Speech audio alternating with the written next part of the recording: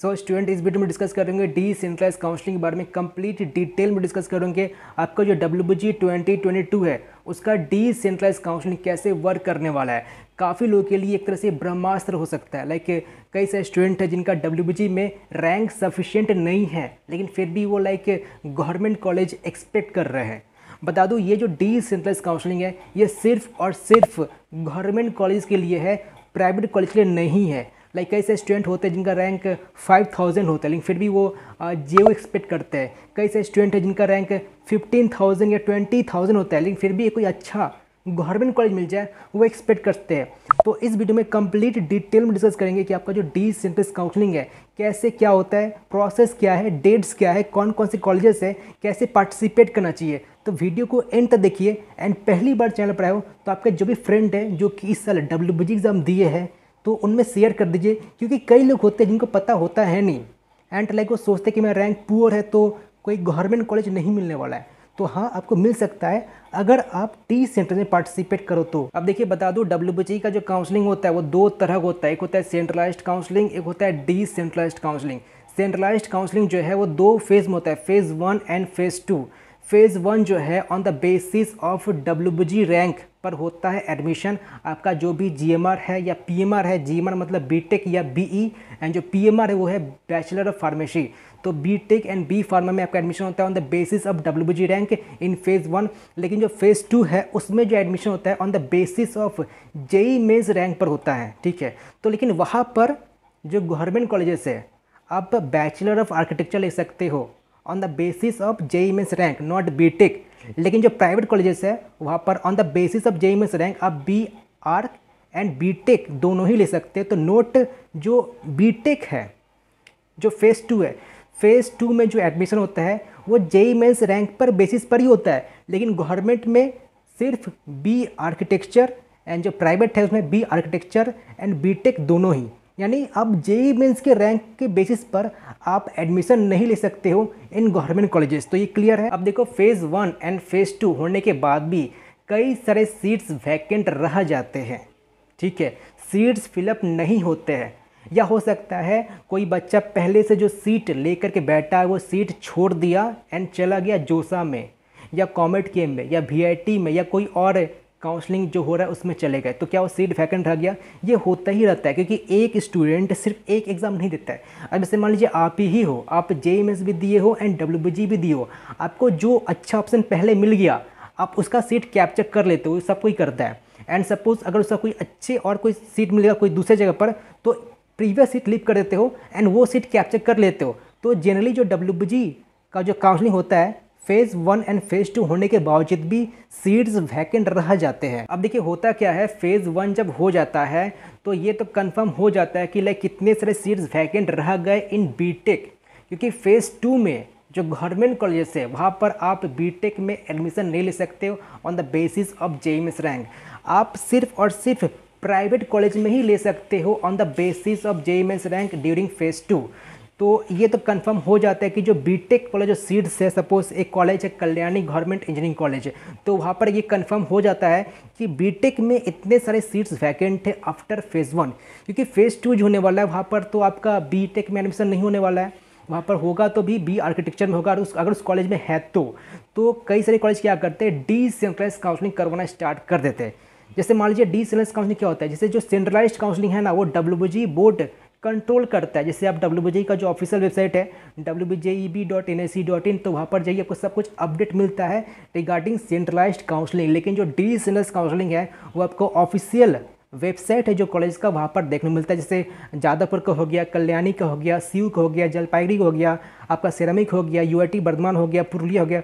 तो इनके जितने भी ऑफिशियल वेबसाइट है यहाँ पर आपको अपडेट मिलेगा कि किनका कब डिसेंट्रलाइज काउंसलिंग हो रहा है। जैसे मान लीजिए कल्याणी गवर्नमेंट इंजीनियरिंग कॉलेज, तो फेज़ 1 के होने के बाद टोटल वैकेंट सीट्स आर 70, मतलब 70 सीट्स वैकेंट रह गए, ठीक है। अब देखिए क्या होता है, वो 70 सीट्स को फिलअप करने के लिए कल्याणी गवर्नमेंट इंजीनियरिंग कॉलेज उनका जो ऑफिशियल वेबसाइट है वहाँ पर एक टैग देगा, ठीक है, कि हम लोग डिसेंट्रलाइज काउंसलिंग करवाना स्टार्ट कर रहे हैं ये सब सीट्स को फिलअप करने के लिए। अब देखिए CSC भी है, IT भी है, मैकेनिकल भी है, इलेक्ट्रिकल भी है, आपका EC भी है, ठीक है। तो सारा ब्रांच को मिला करके जो टोटल सीट्स है 70 है। ओके, अभी 70 सीट को फिलअप करने के लिए ये काउंसलिंग करवाया जा रहा है। तो बच्चे क्या करते हैं, उनका जो ऑफिशियल वेबसाइट है वहाँ पर जाते हैं एंड अप्लाई करते हैं। अब ये जो एप्लीकेशन ये ऑनलाइन भी होता है एंड ऑफलाइन भी होता है। लास्ट ईयर मैक्सिमम जो कॉलेजेस है ये ऑनलाइन ही करवाए थे, ऑफलाइन नहीं करवाए थे।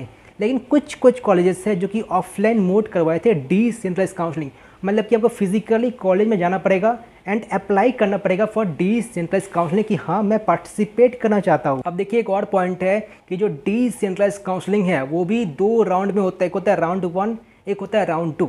अब देखिए राउंड 2 तभी होता है अगर राउंड 1 में भी सीट नहीं फिलअप हुआ। सपोज 70 सीट वैकेंट था, सपोज राउंड 1 कंडक्ट करवाया गया, ठीक है। राउंड 1 में लेकिन सिर्फ 85 सीट फिलअप हुआ, बाकी जो 20 सीट्स है वो स्टिल वैकेंट है। क्योंकि देखिए एग्ज़ाम चल रहा होता है, काउंसलिंग चल रहा होता है, तो बच्चे तो लीव कर रहे हैं, जा रहे हैं, लीव कर रहे जा रहे हैं, ठीक है। तो ये काफ़ी लंबा प्रोसेस है। जैसे इस बार जो JEE मेंस का जो काउंसलिंग होने वाला है जोसा का, टोटल 7 राउंड होता है। तो 7 राउंड काफ़ी लंबा राउंड है। तो बच्चे तो सीट लीव करेंगे ही एंड जाएंगे, लीव करेंगे जाएंगे, तो ये तो इधर से उधर चलते ही रहता है। तो हो सकता है कि राउंड 2 भी हो सकता है डिसेंट्रलाइज्ड का। अब वो जो 20 सीट्स है उसको फिलअप करने के लिए राउंड 2 कंडक्ट करवाया जाता है एंड देन आपका फाइनली डिसेंट्रलाइज्ड काउंसलिंग ओवर हो जाता है। अब देखिए आपके मन में डाउट आ रहा होगा कि मेरा रैंक जो है उस पर मुझे क्या एडमिशन मिल सकता है।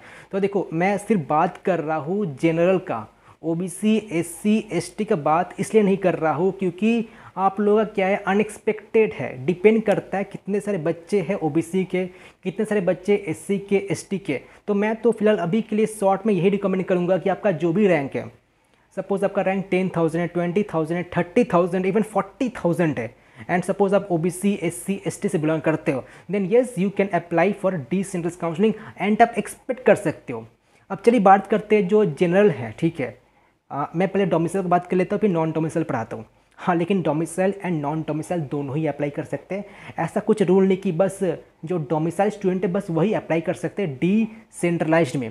लेकिन एक बात ध्यान दो, जो नॉन डोमिसाइल है सारे कॉलेजेस नहीं, ये colleges Jadavpur, Calcutta university, MAKAUT, Kalyani university and UIT Bardhaman, तो ये सारे कॉलेजेस जो है इसमें बस आप अप्लाई कर सकते हो नॉन डोमिसाइल के लिए, क्योंकि सेंट्रलाइज्ड हो या डिसेंट्रलाइज्ड हो, ये सब जो कॉलेजेस है JU CU KU MAKAUT and UIT Bardhaman, ठीक है।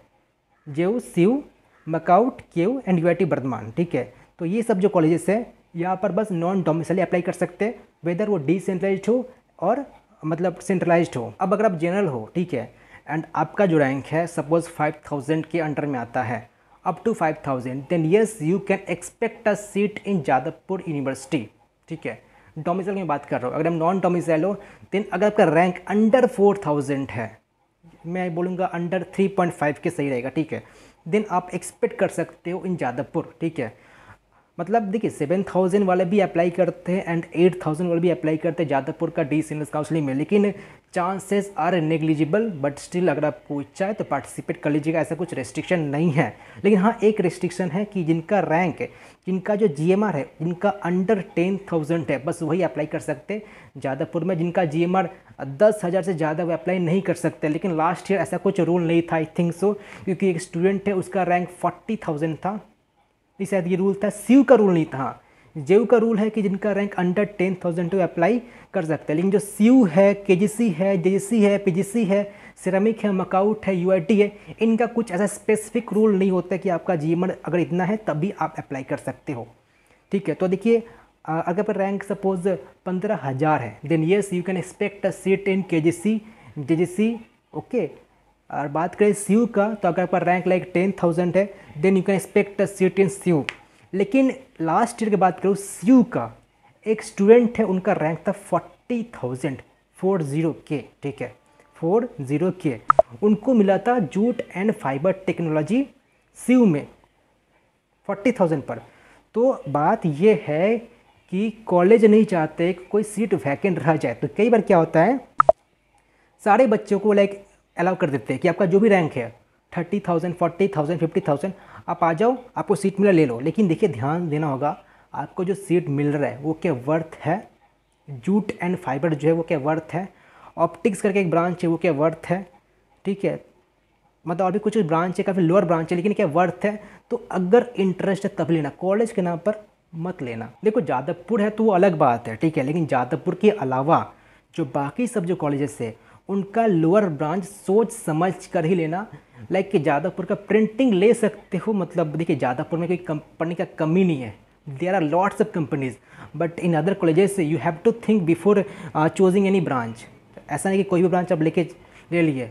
अगर आपको लाइक टैग चाहिए, अगर आप सिर्फ डिग्री के लिए पढ़ाई करो देन इट्स गुड, आप ले सकते हो, लेकिन अगर आपको लाइक 4 ईयर पढ़ाई कर रहे हैं देन सोच समझ कर ही लेना। और कुछ नॉन डोमिसाइल की बात कर ले तो देखिए नॉन डोमिसाइल वालों, आप जो सेंट्रलाइज्ड काउंसलिंग के लिए जो एलिजिबल हो, आप डी सेनेस के लिए भी आप एलिजिबल वही हो। फिर से बता दे रहे हो, जेयू हो गया, सीयू हो गया, मकाउट हो गया, कल्याणी यूनिवर्सिटी हो गया, यूनिवर्सिटी वर्धमान हो गया।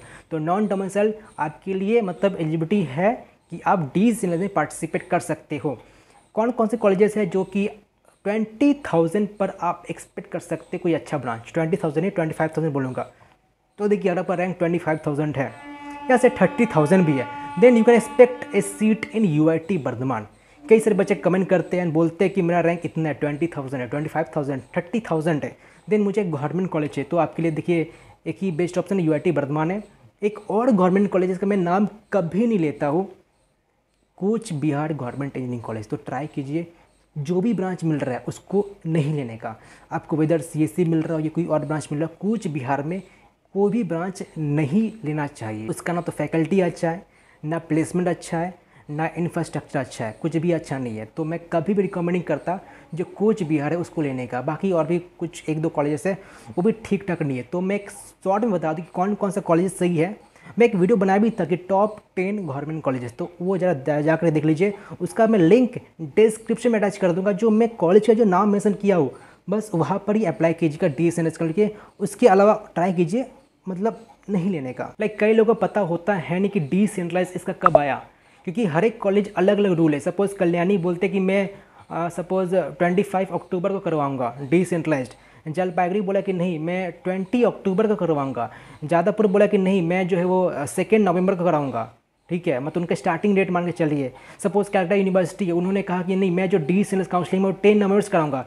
तो हर एक कॉलेज का जो डी सेंट्रलाइज काउंसलिंग का जो डेट्स है वो अलग अलग है, ठीक है। तो ये याद रखना काफ़ी मुश्किल हो जाता है कि कब कौन सा कॉलेज का कब निकल रहा है। तो जो बच्चे लाइक जुड़ रहे हैं हम लोग से, तो कंप्लीट आपको इसका अपडेट दिया जा रहा होगा। आपको कुछ भी चिंता नहीं करना होगा, बस आपको लाइक जो जो प्रोसेस आपका पोर्टल में बस वो फॉलो कीजिए। बाकी जो भी गाइडेंस है वो लाइक मेरे तरफ से आपको मिल रहा होगा। एक और डाउट है काफ़ी लोगों के माइंड में आता है कि अगर मैं डिसेंट्रलाइज्ड काउंसलिंग में सपोज मैं पार्टिसिपेट किया Purulia government engineering college and वहाँ पर लाइक सपोज मैं कोई ब्रांच ले बैठा मैकेनिकल, मैं एडमिशन भी करवा लिया, देन मैं क्या कोई और डिसेंट्रलाइज्ड काउंसलिंग पार्टिसिपेट कर सकता हूँ? जी हाँ, आप कर सकते हो। सपोज आपने क्या किया, पुरुलिया का जो डिसेंट्रलाइज्ड काउंसलिंग है वो स्टार्ट हुआ 19 अक्टूबर को, 19 अक्टूबर स्टार्ट हुआ, खत्म हो गया। मैं जस्ट एग्जाम्पल बता रहा, हो सकता है डेट में चेंज हो, मैं बस ये एग्जाम्पल वाला डेट है, ठीक है। डेट्स कोई कंफर्म है नहीं, ऑफिशियल डेट अभी तक रिलीज नहीं हुआ है, सब कुछ मैं जस्ट एग्जाम्पल की तरह बता रहा हूँ, ठीक है। अब लाइक 19 से अब पार्टिसिपेट किया, आपका एडमिशन हो गया एंड सपोज जो सीयू है उसका डिसेंट्रलाइज्ड काउंसलिंग 10 नवंबर से स्टार्ट हो रहा है, देन यस आप 10 नवंबर को भी अप्लाई कर सकते हो। आप मल्टीपल कॉलेज के लिए अप्लाई कर सकते हो, ऐसा कुछ रेस्ट्रिक्शन नहीं है। एलिजिबिलिटी क्या है, तो देखिए इसका बस एक ही मतलब मेन एलिजिबिलिटी है कि आपका जो WBG का जो रजिस्ट्रेशन वो कंप्लीट होना चाहिए। लाइक जो रजिस्ट्रेशन होने वाला अगस्त के महीने में 2nd या 3rd वीक ऑफ अगस्त को, तो बस आपका वो होना चाहिए। अगर वो है तो सही है। लाइक ऐसा नहीं कि आपको एडमिशन लेना कंपलसरी होना चाहिए राउंड 3 में, या फेज़ 1 का राउंड 3 या फेज़ 2 का राउंड 2, ठीक है। तो ऐसा कुछ नहीं है कि अगर आपका एडमिशन नहीं है या हो गया तब लाइक कुछ ऐसा कुछ है डिसेंट्रलाइज में। इसका बस एक ही एलिजिबिलिटी है कि आपका जो रजिस्ट्रेशन WBG का वो कंप्लीटेड होना चाहिए, ठीक है। बाकी देखिए सर्च कुछ चेंज अगर कुछ हुआ तो मैं अपडेट कर ही दूंगा लाइक कि क्या क्या एलिजिबिलिटी है। तो लाइक आप लोग इस चैनल को सब्सक्राइब कर सकते हो ताकि जो भी कुछ अपडेट है रिगार्डिंग WBG आपको सब कुछ मिलते रहे। तो यही रहा डिसेंट्रलाइज के बारे में। आई थिंक मैं सब कुछ बता ही दिया हूँ। कुछ भी लाइक लगता है कि हाँ ये पॉइंट मिस हो चुका है तो प्लीज़ कमेंट करके बता दीजिए कि हाँ ये पॉइंट लाइक मैं मिस कर दिया, या आपको कुछ ये पॉइंट समझ में नहीं है तो कमेंट कर सकते हो। एंड जो बच्चे लाइक कुछ नेक्स्ट टॉपिक पर एक वीडियो चाहते हैं, लाइक इस टॉपिक पर प्लीज़ वीडियो बना दीजिए, तो वो भी कमेंट कर सकते हो उस टॉपिक का नेम, ठीक है, ताकि मैं समझ जाऊँ कि हाँ बच्चों क्या रिक्वायरमेंट है एंड उनके बेसिस पर मैं जल्द से जल्द सारा वीडियो अपलोड कर दूँगा। तो स्टूडेंट तब तक के लिए इतना ही, हम लोग मिलते हैं फिर नेक्स्ट वीडियो में।